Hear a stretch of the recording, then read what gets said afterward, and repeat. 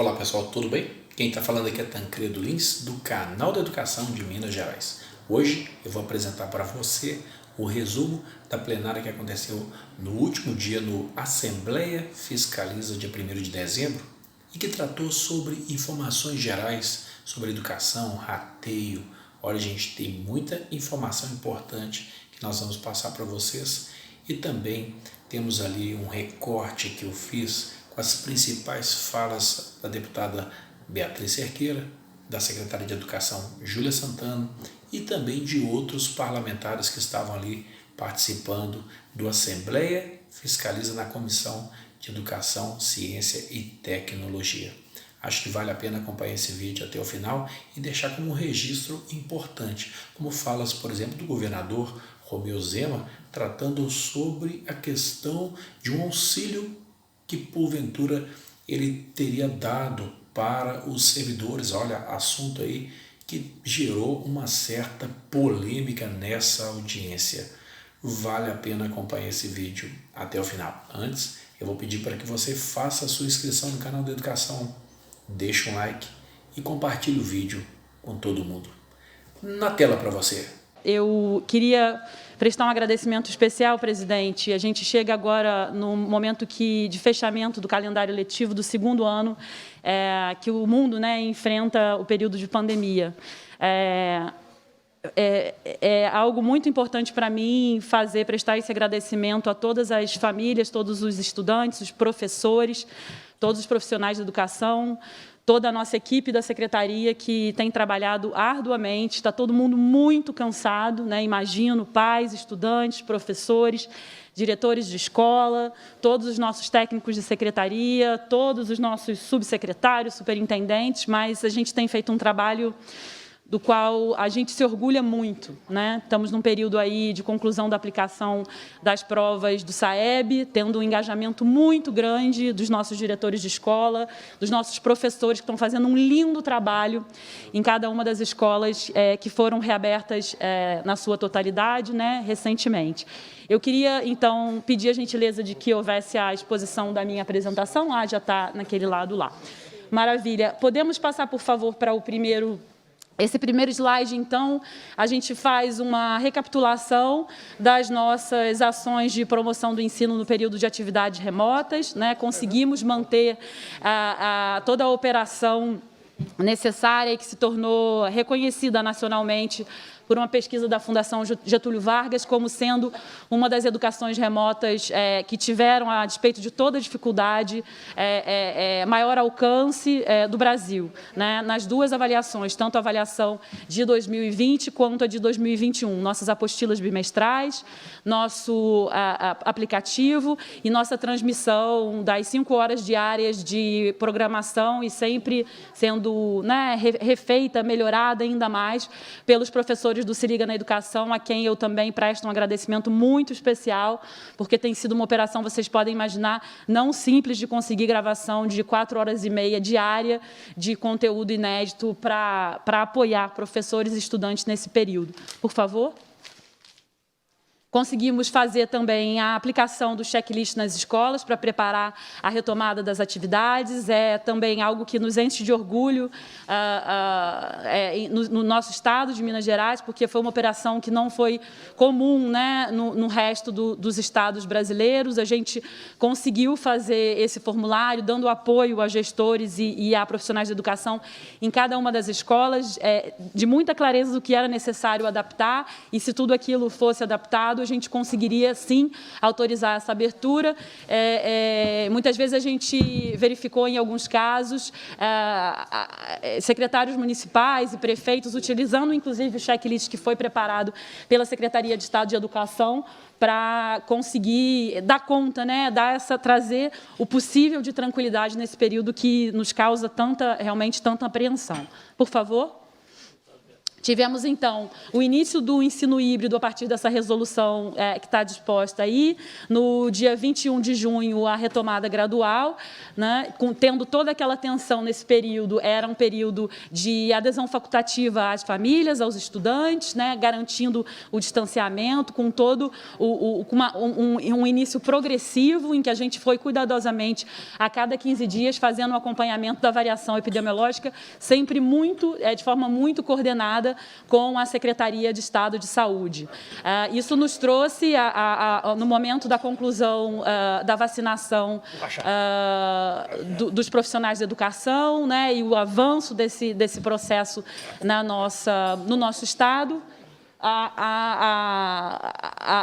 o caminhar para a retomada do ensino presencial e obrigatório no dia 3 de novembro.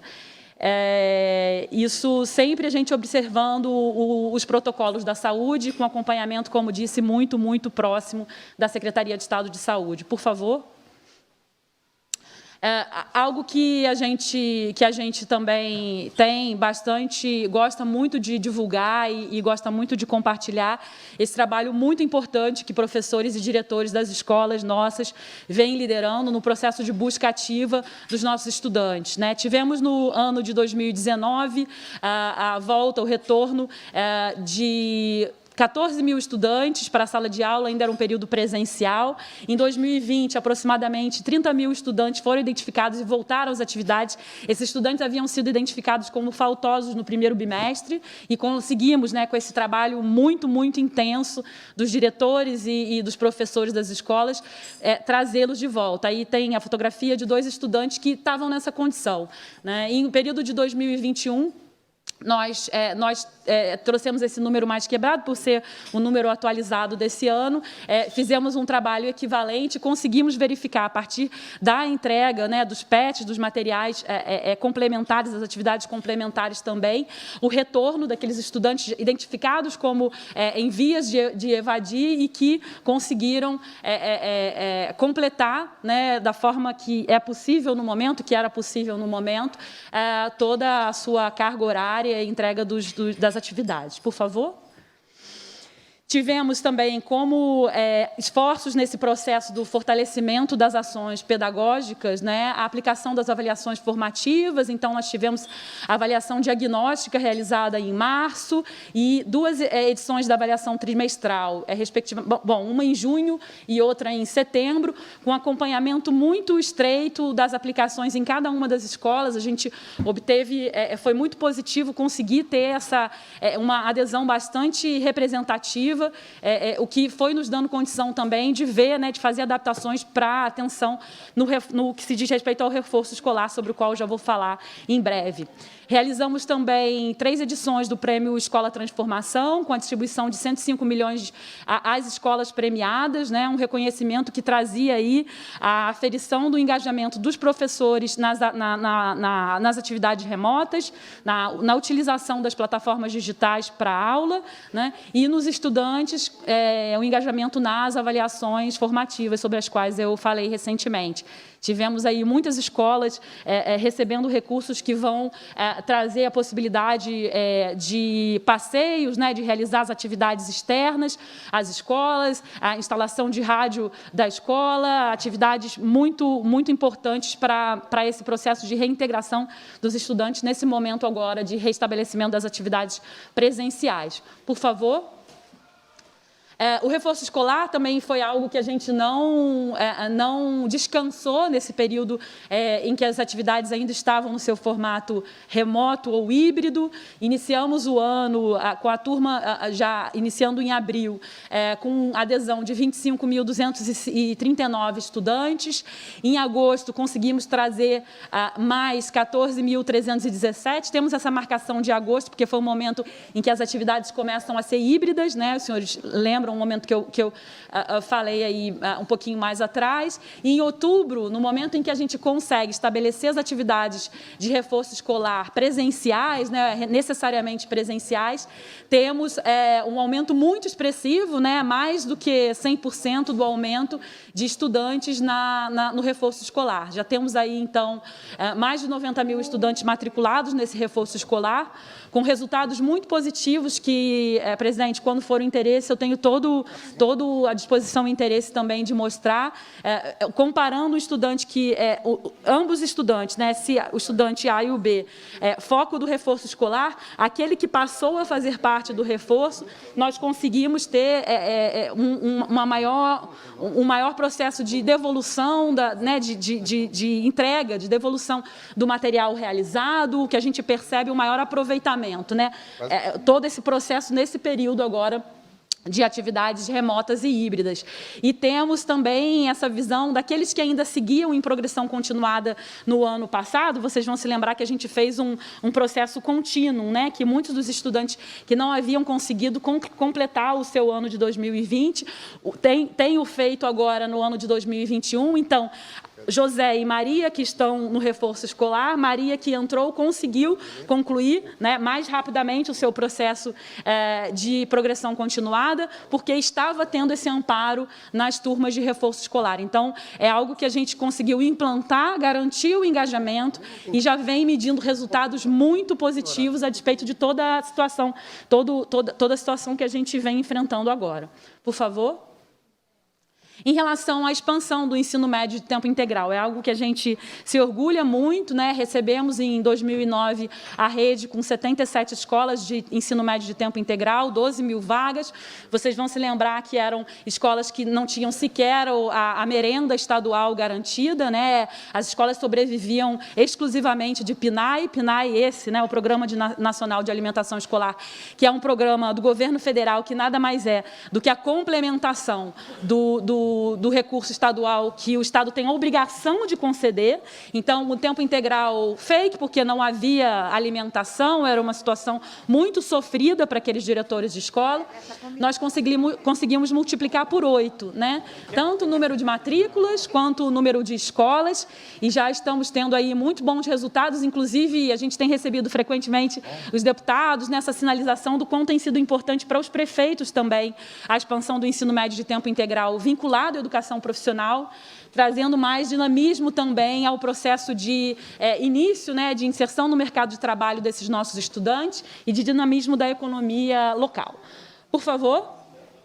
Aí, visualmente, né, claramente se pode ver como o nosso Estado realmente agora tem uma política de ensino médio de tempo integral. Antes eram iniciativas esparsas, com essa dramática falta de merenda escolar, porque só se tinha o PNAE, e agora nós, nesse processo de expansão, dando, né, realmente trazendo esse apoio ao futuro dos jovens mineiros no ensino médio.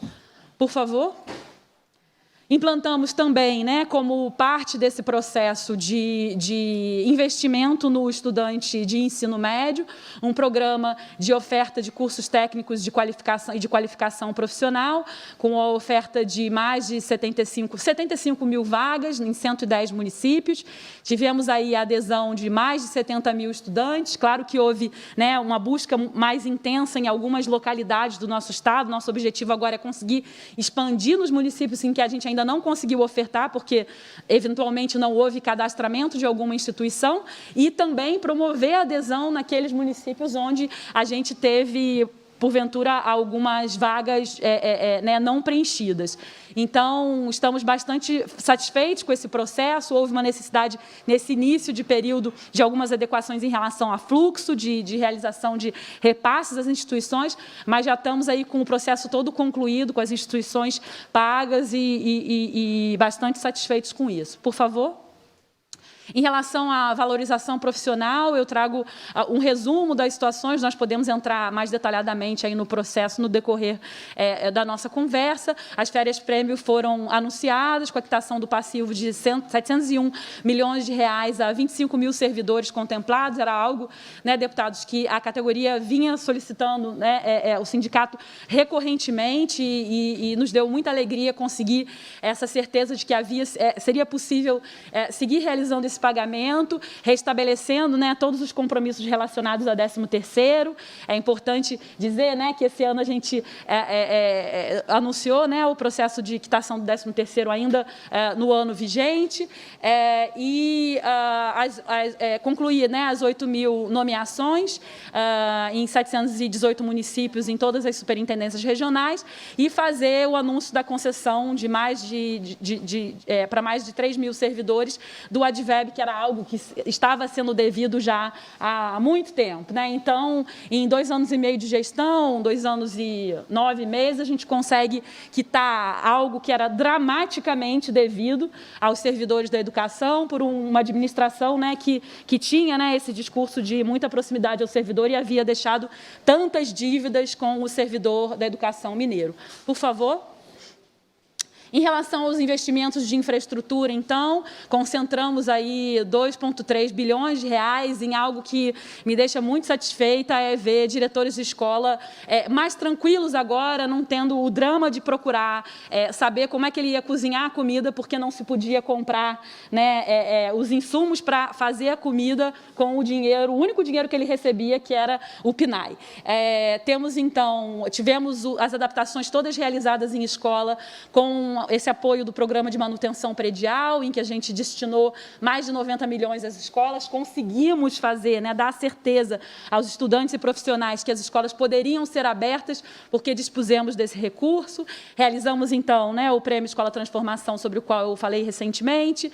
Fizemos esse trabalho de fortalecimento das ações pedagógicas com 107 milhões de reais na mão dos diretores para conseguir fazer chegar, né, o plano de estudo estruturado a cada um dos nossos estudantes. E realizamos algo que foi motivo de muita alegria. Eu imagino que os diretores que estão me assistindo agora se lembram desse momento, quando a gente anunciou havíamos restabelecido o repasse estadual de merenda no nosso primeiro mês de gestão, dada a minha visão de que ali se vivia uma situação surrealista de não se ter recurso para merenda, e conseguimos, no início desse ano agora, realizar a dobra do repasse estadual de merenda. Então, as escolas viviam com um valor específico de merenda, que era exclusivamente o PNAE, quando se finda a administração anterior. Se inicia a nossa administração com a dobra, né, desse recurso, e agora a gente tem 3 vezes esse recurso, né? O que eu tenho ouvido muito de pais de estudantes, de pais e mães de estudantes, a expressão, deputado, meu filho voltou a comer na escola.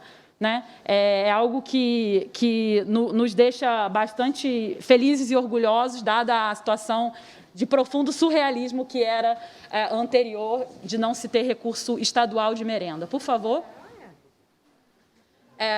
Fizemos também algo muito importante que a gente recorrentemente, quando visita a escola, ouvia reclamação, era relacionada à situação de laboratórios de informática. Tivemos a renovação do parque tecnológico num processo bastante cuidadoso de aquisição de máquinas e distribuição, né? Um investimento aí que está substituindo a totalidade das máquinas que já estavam com a defasagem técnica, né, de período de validade da respectiva máquina. Fizemos a substituição de 50% do mobiliário de carteiras, né, de estudantes e professores, né, a mesa dos professores, e fizemos também um investimento no programa de fortalecimento das escolas municipais, num apoio muito importante para que os prefeitos também tenham condições de que um município seja bem atendido, né, que se veja essa transformação na infraestrutura das escolas, não apenas estaduais, mas nesse esforço nosso de conseguir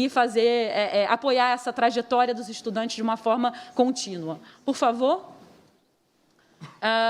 Fizemos investimento em instituições vinculadas, esses valores aí, a deputada Leninha, que é muito próxima, né, e o deputado Zé Reis, muito próximos à Unimontes, o deputado Zé Reis também é bastante próximo à Fundação Caio Martins. É uma alegria para a gente trazer, né, esses valores, mostrar a vocês, e eu faço questão de destacar. Esses foram os recursos que as universidades se disseram, né, as instituições, capazes de executar. Então, teríamos e temos a possibilidade de permitir maior investimento. temos todo o interesse, mas é muito importante a gente também dar, né, a segurança a cada uma dessas instituições, né, deputado Zé Reis, a tranquilidade no processo de execução.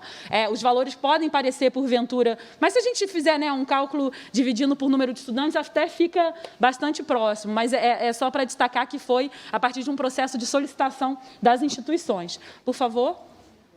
Aí temos o projeto, né, Mãos à Obra na Escola, que também nos traz muita alegria. Tivemos até um ano atrás o anúncio da 4ª etapa do Mãos à Obra na Escola, que eu tive a alegria de fazer o anúncio aqui nessa casa, né, ainda remotamente. E tivemos esse anúncio agora em junho deste ano do investimento de mais de 125 milhões de reais, aí, chegando a mais 419 escolas, né? Podemos ver aqueles que caminham pelas escolas, que conhecem as escolas, que a rede estadual de educação não é mais a mesma, né? Deixamos para trás um passado em termos de infraestrutura dramático, né? E estamos aí com esse esforço. Claro que ainda há situações específicas que a gente vem correndo muito para conseguir solucionar, a situação de prédios tombados, mas temos muita segurança que essa administração fez um processo muito, muito intenso de transformação em relação às questões de infraestrutura de escola. A gente fica muito feliz mesmo. Por favor. Aí eu sempre trago, né, presidente, alguns dos antes e depois dos processos que a gente tem realizado, por favor. É importante que a gente, né, tenha essa visão também nesse momento que a gente está aqui no dia de hoje. Para a senhora Marisa Eliodoro, que é professora aposentada. É um desafio sobreviver com salário congelado há 5 anos e inflação disparada. Tudo subiu. O gás de cozinha em 2016 custava na faixa de R$ 50 e hoje ultrapassa R$ 120. O governo precisa pagar o que nos deve com urgência. Da senhora Célia Egídio, que é uma auxiliar de serviços da educação básica aposentada. Preciso fazer malabarismos para sobreviver com o salário que recebo do Estado. Faxinas, passar trouxa de roupas, costuras. Da Arlete Dores, assistente técnico da educação básica. Queremos respeito com a Lei 11.738, de 2008, que estabelece o piso salarial nacional com a Constituição do Estado por meio do artigo 201-A, com a Lei Estadual 21.710. Da senhora Geni Cruz, auxiliar de serviço da educação básica aposentada. Dever do Estado garantir aos idosos proteção à vida e à saúde mediante políticas públicas que permitem um envelhecimento saudável e em condições dignas. Do senhor Antônio Carlos, auxiliar de serviço da educação básica aposentado. Deixo de comprar alguns itens de necessidade básica para comprar medicamentos que minha esposa precisa. Estamos sofrendo com a alta dos preços dos remédios, alimentos, luz, gás e baixos salários que o governo de Minas paga para os servidores da educação. Daqui a pouco teremos que pedir esmolas nas ruas.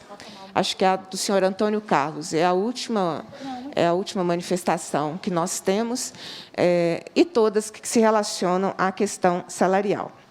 As minhas perguntas, agora, secretária, eu as farei na ordem das inscrições. Eu tenho 3 perguntas para fazer ao Governo do Estado, à Secretaria de Estado da Educação.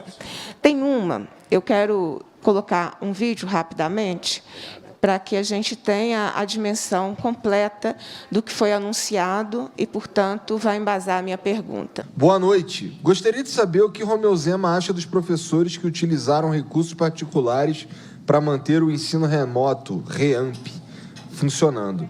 Desde computadores, celular, internet e energia. Tudo isso ganhando menos de R$ 2.000. Como trabalhar sem as ferramentas? Bom, os professores foram realmente sacrificados durante a pandemia. Nós paramos de dar aula, isso foi no Brasil todo, mas tentamos, e diria até que estruturamos um dos melhores ensinos à distância do Brasil, bem superior à média nacional.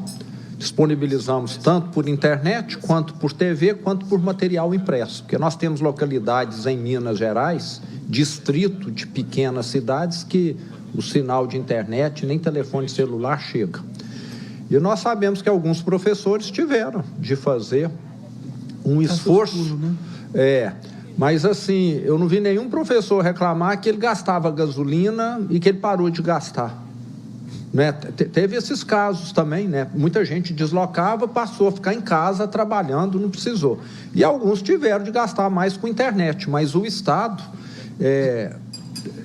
deu uma ajuda de custo e com relação a contas de telefonia para poder gastar mais, e pode ser que nesse caso específico não tenha sido suficiente, mas o Estado está atento, sim, reconhece esse esforço dos professores, não foi fácil, muitos tiveram de se adaptar a aulas à distância.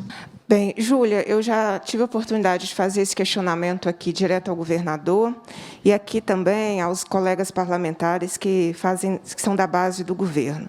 Ainda não obtive nenhuma resposta. Essa é a minha primeira pergunta. Qual foi o valor da ajuda de custo que foi para o contra-cheque das professoras? Por quanto tempo essa ajuda de custo foi paga? Para quantos profissionais da educação essa ajuda foi paga lá no contra-cheque das professoras, conforme o governador Zema anunciou, para ajudar a pagar a conta de telefone da professora na sua casa? Essa é a minha primeira pergunta. A segunda pergunta, também já feita, não é um assunto novo, diz respeito aos recursos do Fundeb. Nossa segunda pergunta, então, qual é a proposta do governo do Estado para o rateio dos recursos do Fundeb 2021? O representante da Secretaria de Estado da Fazenda nos disse que esse dinheiro já está empenhado. É claro, sempre pode se empenhar com quaisquer despesas relacionadas à educação. Vai empenhar para não ter, inclusive, que fazer o rateio dos recursos do Fundeb. Então, essa é a nossa segunda pergunta em relação aos recursos do Fundeb. Puder estender e falar em relação ao piso salarial, quando que o governo do Estado também pretende cumprir a Constituição do que se refere ao piso salarial, para a gente também seria muito importante. E a última pergunta, dos problemas imediatos que nós temos, né? Existe hoje uma política de privatização da educação mineira. Projeto Somar serão mais de 150 milhões de recursos do Fundeb a serem investidos, né, no Somar, retirada de servidores efetivos da escola, fim da eleição para a direção das escolas, onde tem o projeto. A parceria com os institutos Unibanco, o Instituto de Corresponsabilidade na Educação, perguntaria ao UENG, à Unimontes, institutos federais, não poderiam atuar nos programas de formação específicos e demais consultorias que hoje a Secretaria de Estado direciona ao setor privado? A Secretaria de Estado mudou a dinâmica de contratação para 2022 e contratos administrativos não receberão nem um terço de férias, nem um rateio do período trabalhado. Isso nos preocupou muito, foi objeto também de uma audiência pública realizada aqui. Se tem alguma forma do governo rever isso. Nós, inclusive, fizemos o pedido em relação a férias dessas servidoras que ficarão sem férias.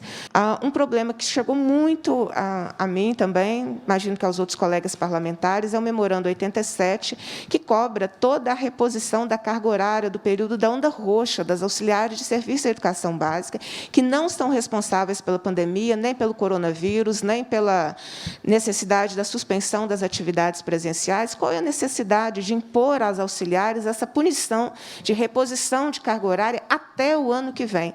Né? O pedido nosso é que a Secretaria possa rever essa questão. E do projeto Mãos Dadas, a situação dos servidores efetivos, contratados e convocados, onde o governo municipal aderiu ao projeto. Então, nós estamos no limbo aí. Os servidores efetivos estão sem orientação, contratados e convocados estão sumariamente demitidos, né? Principalmente os contratados que têm renovação de contrato, a estes como ficaria, inclusive, a situação. Deputada, eu queria lhe pedir a gentileza que me encaminhasse mais detalhadamente por que é que a gente vem dizendo que o programa Somar é feito com recursos do Fundeb. Nós temos muita segurança e muita certeza de que é recurso do Tesouro. Eu jamais utilizaria Fundeb para somar. Então, eu peço que a gente, seria importante que a gente superasse esse tema com o envio de quem entende que está tendo despesa executada com Fundeb, o esclarecimento do porquê. Porque, sim, estou afirmando nesta casa, acredito que já houve outras oportunidades da minha equipe afirmar aqui. É recurso do Tesouro. Eu entendo que esse tema está superado até que a gente tenha o esclarecimento do seu gabinete, deputada. Qual é a compreensão para que eu consiga claramente esclarecer que não é recurso de Fundeb, tá certo? Que aí a gente supera a discussão, senão a gente fica, não é. Eu estou dizendo que não é, mas seria importante ter esse esclarecimento. Instituto Unibanco e Fundação FDG. Não há qualquer repasse de recurso para essas instituições. Nós entendemos que são instituições com um conhecimento bastante vasto, né, de educação, e que é muito importante termos sempre essa boa composição entre inovação e tradição. Eu acredito que temos boas histórias para contar no âmbito da educação no nosso governo, porque a gente conhece muito, né, a tradição da educação mineira, mas não se priva a conhecer experiências exitosas nacionais já, tendo todo o cuidado de não realizar repasse e só assim fazê-lo quando há licitação, se necessário, deputada, mas não há qualquer repasse de recursos para essas instituições. Então, eu acho que, assim, é muito importante que a gente tenha nessa casa também um apoio de esclarecimento das informações, porque, assim, inverdades não vão nos ajudar a avançar na educação mineira, sabe? Não adianta, senão a gente fica nesse debate e, puxa, não leva a gente a lugar nenhum, certo? Então, estou entendendo também que essa casa já compreendeu que o apoio do Instituto Unibanco e o apoio da Fundação Desenvolvimento Gerencial é um apoio sem repasses, certo? E que está sendo bem compreendido na ótica de que é importante agregar inovação à nossa respeitadíssima e muito importante tradição na educação mineira.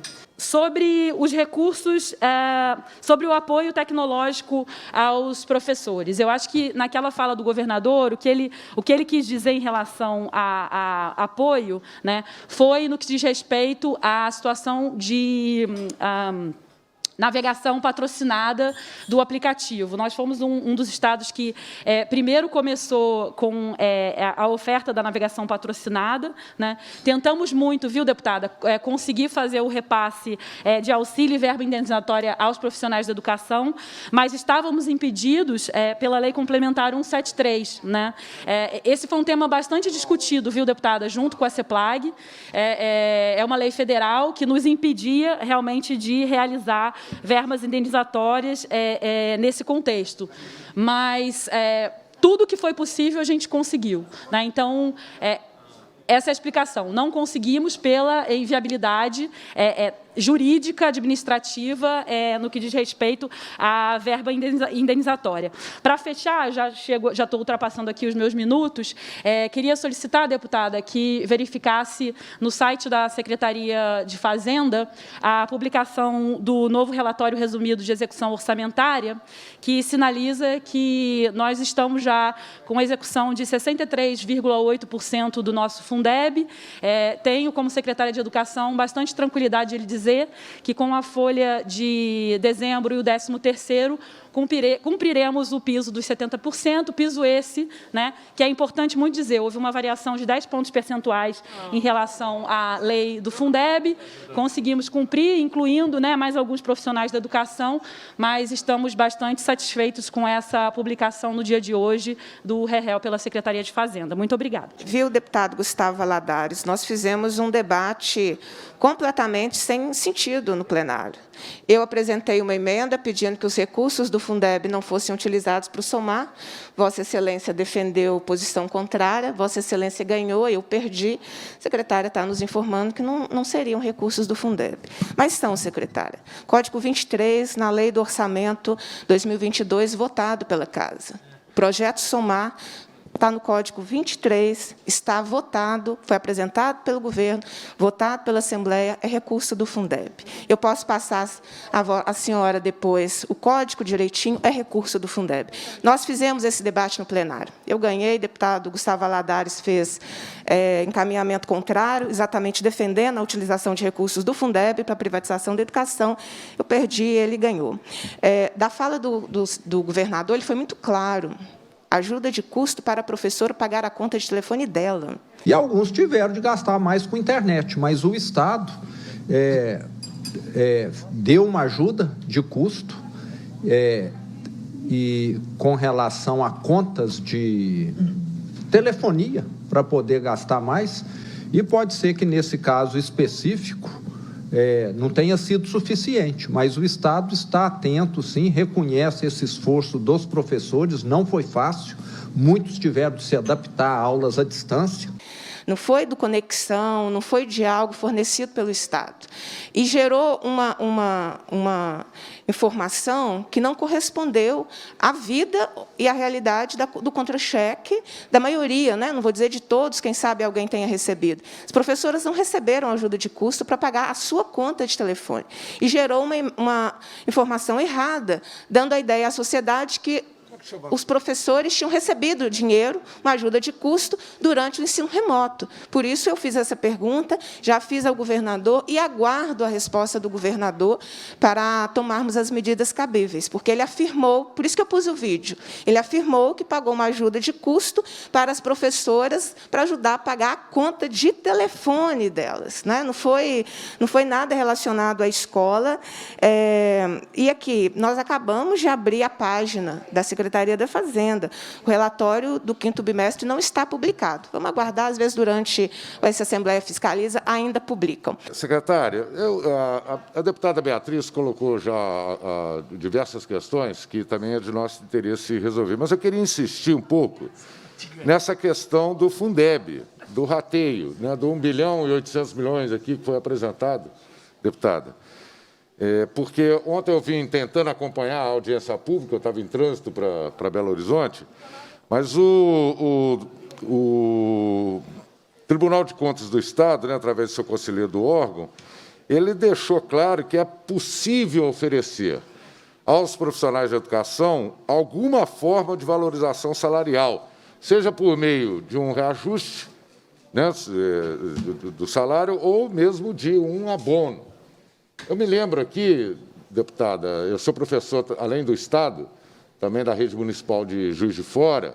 Na rede municipal, já há alguns anos, a gente tem acesso a uma ajuda de custo para a valorização do magistério, né, onde a gente pode pagar, por exemplo, a internet, pode pagar insumos que devem ser utilizados em casa, pode comprar, por exemplo, trocar o óculos, né, quando a pessoa está com problemas de visão, ou seja, tem uma série de utilidades que pode ser usado com essa verba do Fundeb.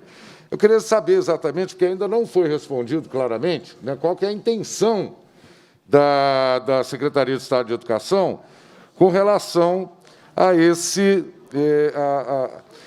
valor, né, que se encontra aí destinado para ser repassado aos profissionais da educação. Esse é o nosso entendimento. Mas, na minha compreensão, deputada, e o que eu digo não cai em contradição com o que eu vou dizer agora, porque é o seguinte, o que eu posso lhe dizer, eu lhe passo cada um do detalhamento da execução orçamentária e financeira deste ano estamos usando o recurso de Tesouro, porque ainda não tínhamos a aprovação desta Casa, que aprovou a vontade do povo, certo? Então, assim, o governo do Estado de Minas Gerais não utiliza recurso de Tesouro para o SOMAR, né? Posso passar toda a informação minuciosa em relação à execução orçamentária e financeira, mas se essa Casa assim autorizou, eu entendo, deputada Laura Serrano, que é a vontade do povo de Minas Gerais. E cabe a mim executar o que é a vontade do povo de Minas Gerais, certo? Deputado Betão, sobre a situação em relação os 70% do Fundeb, foi o que eu falei com a deputada Beatriz Cerqueira agora, mas eu vou detalhar mais aqui. A Secretaria de Estado de Fazenda publicou ontem, no seu diário eletrônico da Secretaria, a atualização do relatório resumido da execução orçamentária, né, no que se refere ao 5º bimestre, setembro e outubro. E ele traz ali, né, os percentuais relacionados a essa execução. Estamos agora em 63%, 63,8% de Fundeb, com folha, e chegaremos ao empenho dos 70%, considerando a folha de dezembro, e o 13º. O 13º esse, que vai ser, deputado, o 4º que a gente quita, em 3 anos de administração. Sobre essa questão, ou seja, a resposta é que vai ser usado para pagar o 13º salário. Essa é a resposta que está sendo dada pela secretária. Pelo que eu entendi, né, que já deve estar previsto nos recursos e no orçamento. Então, não me satisfaz essa resposta, desculpe.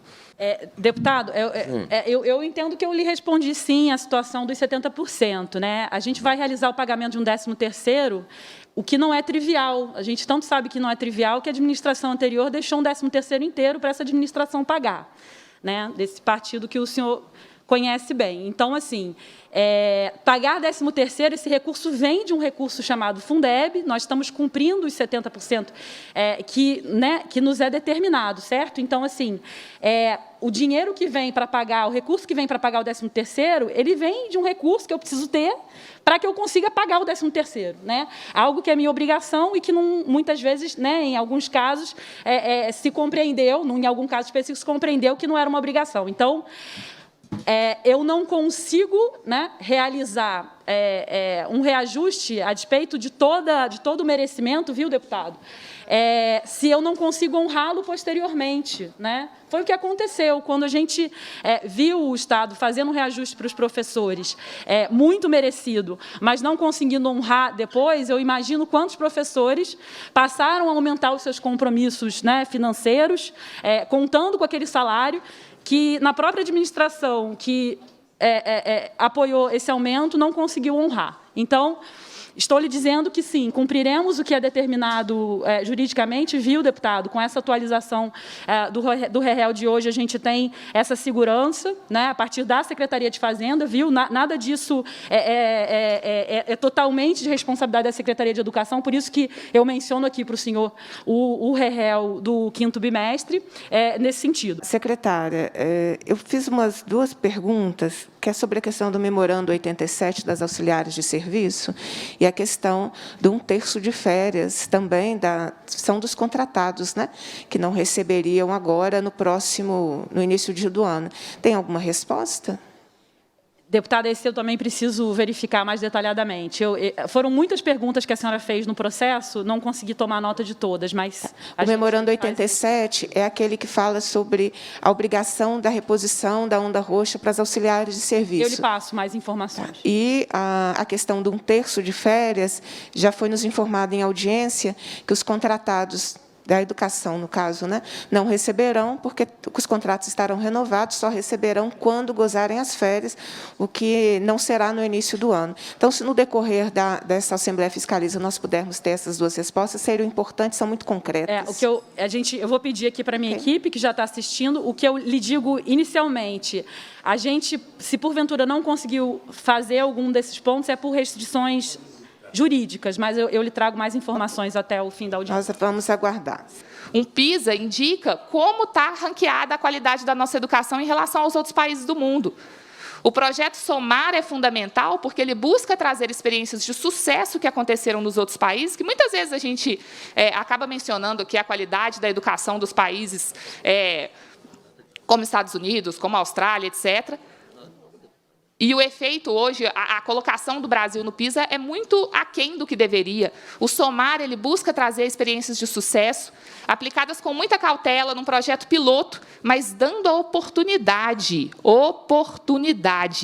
das crianças mineiras, mesmo aquelas de famílias de mais baixa renda, poderem ter acesso às melhores práticas da educação, às melhores práticas mundiais de educação. Mas eu, como sou um profissional de 32 anos, no Estado de Minas Gerais, eu tive 13º atrasado em todos os governos. Todos os governos. Não foi só do Pimentel, todos. Porque, obviamente, se passa, né, por um processo dentro do país que leva a uma crise dentro dos estados. Né? Então, mérito do governo, secretária, de estar conseguindo acertar. Agora, o 13º está previsto no orçamento. Nós estamos falando aqui sobre a questão do Fundeb, uma sobra. É isso para todo mundo poder entender bem. É uma sobra de dinheiro que tem que chegar na mão dos trabalhadores da educação. É isso que nós estamos falando. O saldo atualizado é de R$ 2.091.791.922,97 neste exercício. É o saldo do recurso do Fundeb que está recebido e não foi aplicado até este momento, conforme publicação no Diário Eletrônico da Secretaria de Estado da Fazenda. O saldo financeiro acumulado, que quer dizer exercícios anteriores também, de acordo com o Diário Eletrônico, está em R$ 4.140 R$86.770,46. Fazendo aqui uma correção, que o secretário da Fazenda, na segunda-feira, nos informou que Minas Gerais estaria cumprindo 23,08% dos 25%. Esse diário eletrônico também nos traz a informação. O cumprimento é de 21,87%, de acordo com o que foi publicado. O governo do Estado deixou de investir, em relação aos 25%, R$ 1.734.838,812,10. Já que está se mencionando tanto a questão aqui de partido político fez isso, partido político fez aquilo, há 2 semanas atrás, secretária, eu participei de uma mesa de debates onde estava presente do meu partido o governador Flávio Dino, do Maranhão.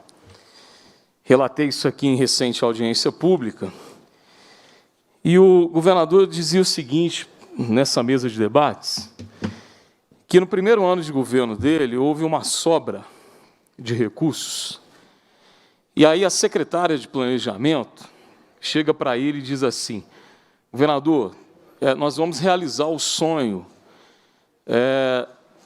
da população de São Luís do Maranhão. Nós temos recursos hoje para fazer o metrô, a obra do metrô de São Luís do Maranhão. E ele vira para essa secretária, mineira, diga-se de passagem, e diz assim: não, se é tanto, nós não vamos construir o metrô, nós vamos aumentar o salário dos professores. E aí ele dizia para mim assim: professor Cleiton, não é o ideal, não, porque eu ainda sonho mais para os professores.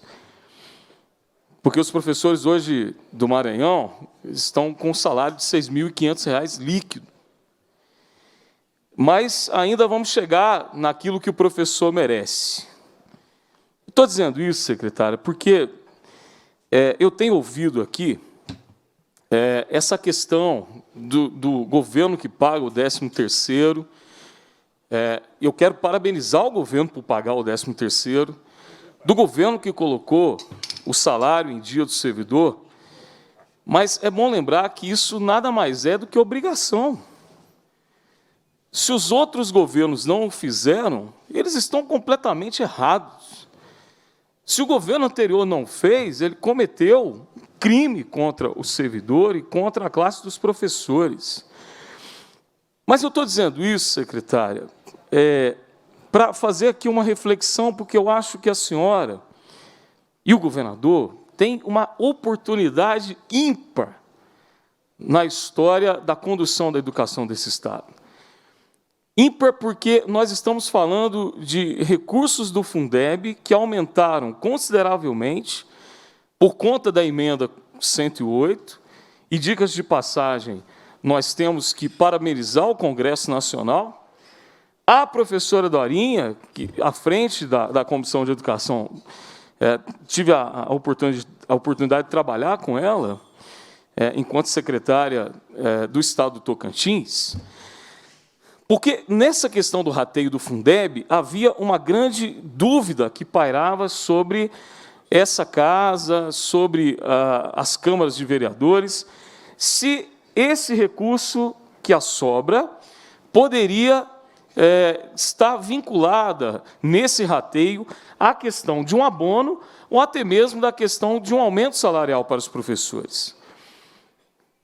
Aí o Tribunal de Contas do Estado vai dizer o seguinte, que a PLC 173, que impedia, porventura, que isso acontecesse, não pode estar acima da Constituição Federal. Nós ouvimos, inclusive, de um conselheiro do Tribunal de Contas, na última segunda-feira, que, se os gestores públicos entenderem que pode dar aumento exclusivamente para os profissionais de educação, isso é possível, é entendimento do Tribunal de Contas do Estado. Estou dizendo isso porque acho que o carro da história passa na sua frente, passa na frente do governador. E aqui, às vezes que a gente faz algum tipo de crítica, algum tipo de ponderação, não é para desidratar governo nenhum. Pelo contrário, todas as minhas críticas, e eu torço para que esse Estado dê certo. A gente sabe de todas as questões que envolvem a crise, mas, nesse caso específico da educação, nós estamos falando de um recurso vinculado e um recurso robusto, aumentado consideravelmente, deputado André Quintão, pela emenda constitucional 108.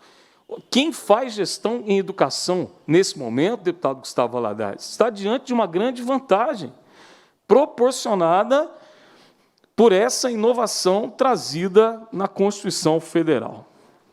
Diante apenas dessa reflexão, secretária, de que a senhora poderia ver com os seus pares, secretário de Planejamento, secretário da Fazenda, a oportunidade de cumprir os 70% do que rege a emenda, que é direito salarial dos profissionais de educação que clamam por isso. Sabe para quê, secretário? Para a gente não ver algumas cenas que nós vimos durante a pandemia. Eu tenho certeza que isso mexe com o seu coração, com o coração de todos os deputados, mas se tem uma das cenas para esse professor aqui, porque eu estou deputado, mas eu sou professor, mas uma das cenas, deputado Betão, que mais mexeram comigo foi ter que ver, deputado Charles Santos, professores indo para a lan house da aula, porque o salário não permitia a compra de um aparelho eletrônico para oferecerem essa aula da sua casa. E aí, eu gostaria de fazer algumas perguntas, já pedindo desculpa, deputada Beatriz Cerqueira, mas algumas coisas a gente precisa refletir. E vou dizer, secretária Júlia, que as perguntas elas são grandes, e entendo que o seu tempo é um tempo também escasso. Se me puder responder depois, por escrito, no WhatsApp, da maneira que a senhora quiser, eu vou ser grato, porque são perguntas muito importantes e muito caras para mim. Obrigada, professor. Okay. A Irinda vai... Obrigada, professor Cleide. Posso perguntar agora? Mas eu pergunto, desculpa, eu pensei que Vossa Excelência... Agora que eu vou perguntar, eu estava aqui na reflexão, eu pedi desculpa pela longa reflexão. Perdão, desculpa. Com Vossa Excelência a palavra, desculpa. Porque eu acho que a oportunidade única que eu estou tendo de estar diante da secretária, dizem que se conselho fosse bom a gente não dava, mas eu tenho certeza que para todos nós refletimos que é possível fazer mais ainda do que está sendo feito. Quais as medidas já planejadas pela Secretaria em relação ao eventual agravamento do cenário pandêmico para a área de educação? E quais as medidas implementadas e a implementar para a recomposição das perdas de conteúdo sofridas pelos alunos de 2020 e 2021? E aí complemento dizendo que nós temos aí análises por todos os lados que dão conta que a perda em termos de ensino-aprendizagem, no processo pedagógico, varia de 12 a 20 anos. Como é que Minas Gerais está se preparando para lidar com isso, secretário? Segunda pergunta, em relação ao projeto Mãos Dadas, nós percebemos um empenho absurdo por parte dos superintendentes regionais para aprovação do mesmo. Tem-se dito que, em 2023, obrigatoriamente, os municípios deverão arcar exclusivamente com as matrículas dos anos iniciais. O Estado tem oferecido pagamentos para que prefeitos venham aderir ao programa. Tivemos casos em que foram ofertados R$1,2 milhão para o município aderir ao programa, e após negociações o governo chegou ao montante de 5 milhões. As perguntas são: qual a origem desse recurso? Qual a autorização legislativa e a dotação orçamentária que permite o pagamento desses valores? O que será feito com os professores da rede estadual, sobretudo os designados? Qual a lei que fixa o prazo fatal de 2023 para que os municípios recebam os anos iniciais, inclusive dispositivo legal específico? Do ponto de vista da eficiência, vemos que os municípios investem cerca de 4 vezes mais para o aluno e as notas do IDEB são muito semelhantes nas escolas estaduais e municipais de cada cidade. Portanto, é eficiente transferir os anos iniciais para as prefeituras, já que elas gastam muito mais para obter o mesmo resultado? Quais estudos foram feitos nesse sentido? Qual o prazo para que esses estudos sejam apresentados para essa casa?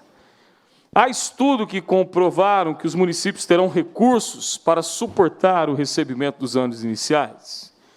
Última pergunta, tinha 15 aqui, depois eu posso passar, secretário.